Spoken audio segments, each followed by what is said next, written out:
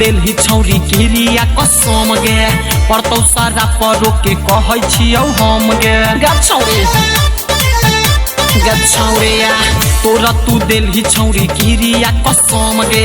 पड़तौ सारा परो के कहै छियौ हम गे हम दिलियौ गे छौरी कथी कमी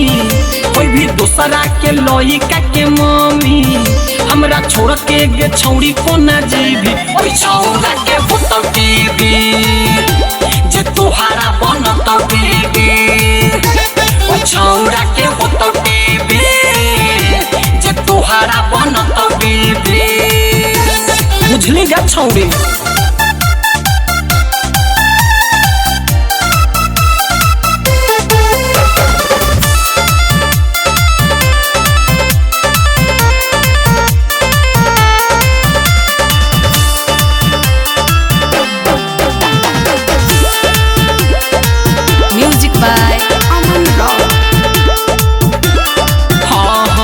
जहिया से शादी तोहर ठीक भेलौ तोहर याद बड़ी दुख हमरा देलौ गे छौरी जहिया से शादी तोहर ठीक भेलौ तोहर याद बड़ी दुख हमरा देलौ हमर आंसू के छौरी तो बुझी न जोगे जोल बिजी कोना गेल हे बदल हमरा देखी भोला भाला सीधावा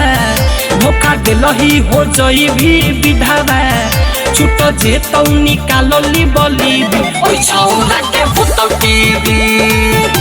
जे तोहारा बनतौ बीबी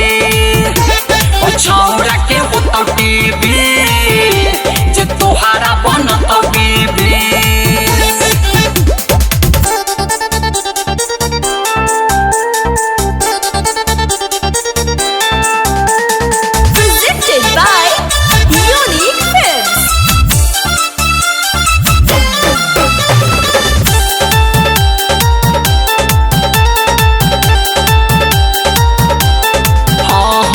सोचले रहलियौ बने बौ घर बहाली अमन करै छौ दे दियौ गाली जो गे छौरी सोचले रहलियौ बने बौ घर बहाली अमन करै छौ दे दियौ गाली कन्तौ विक्रम बेदर्दी त पड़तौ जरूर ओना जाई छही गोलू गौतम से दूर सुन राइटर ओम पडकास्ट रहौ रामजी लगैले विवेक चैनल चलतौ नेशनल डीडी ओइ छौरा के होतौ टीवी जे तोहारा बनतौ बीबी